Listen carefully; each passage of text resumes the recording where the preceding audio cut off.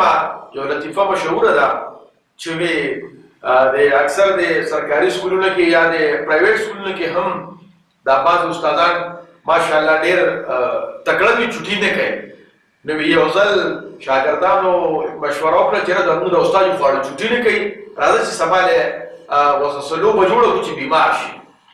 بس شاګردانو کې یو شرارتي شاګرد و، هغه له مشوره وکړه داسې کار مه کوه، سبا به ټول موږ په شریکه استاد ته وایو چې استاد ستا خو رنګ زیړ دی او داسې سترګې هم د باندې پټې پټې کېږي. بس څلور شپږ شاګردان یې تیار کړه، څنګه چې استاد سبا سکول ته رادننه شو نو یو شاګرد ته استاد ویل السلام علیکم په خیر علی څنګه استاد یې ښه؟ استاد یې خیر خو دی ولې ناجوړه یې څه؟ هغه ته ناجوړه خو نه وي، دا رنګ خو یې داسې زیړ دی. نو استاد یې ورسې خبره لایټ واغسته او بس روان شو. چې کله کلاس ته ورته کېدو نو د کلاس د کېدو نه مخکې بل یو شاګرد استاد سلام علیکم، استاد څنګه